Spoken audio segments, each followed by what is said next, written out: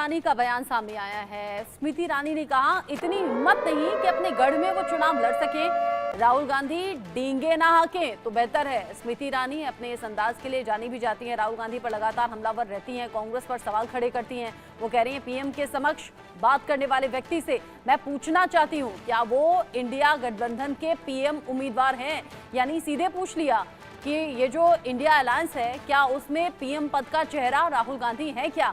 उन्होंने कहा, राहुल गांधी जो अपने गढ़ से चुनाव लड़ने की हिम्मत नहीं कर पाए, वो बड़ी बड़ी बातें करें, वो डींगे कम से कम ना हाकें। सुनिए।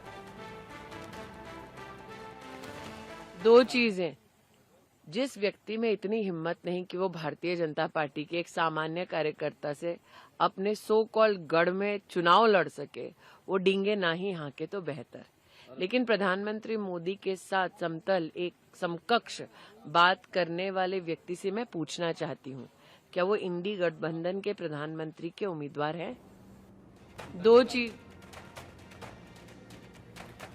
स्मृति ईरानी हमलावर रहती हैं। स्मृति ईरानी अमेठी से चुनावी मैदान में हैं। स्मृति ईरानी अपनी जीत को लेकर आश्वस्त हैं। स्मृति ईरानी राहुल गांधी पर रह रहकर हमले बोलती रहती हैं। अब वो राहुल गांधी से कह रही हैं कि भाई अपने गढ़ से तुम चुनाव लड़ने की हिम्मत कर नहीं पाए तो फिर बड़ी बड़ी डींगे ना हाको तो बेहतर है।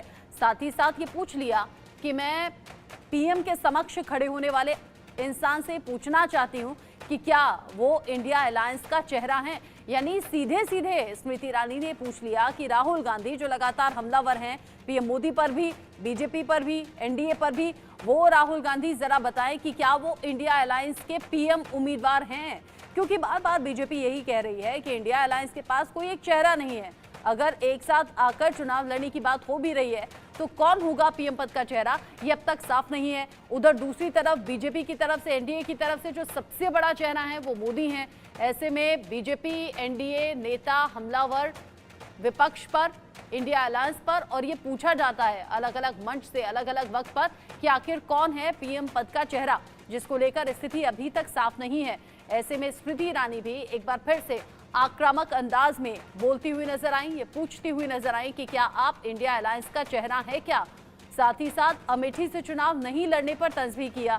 राहुल गांधी और कांग्रेस की तरफ से फैसला लिया गया कि राहुल गांधी अमेठी से नहीं, क्योंकि पिछली बार हार गए थे स्मृति ईरानी से, तो इस बार अमेठी से ना लड़कर रायबरेली से चुनावी मैदान में है। स्मृति ईरानी ने यही बात लपक ली और इस बात पर तंज कस दिया कि अगर वो अपने गढ़ से चुनाव लड़ने की हिम्मत नहीं कर पा रहे हैं तो फिर वो बेकार के डींगे ना ही हाके तो बेहतर रहेगा।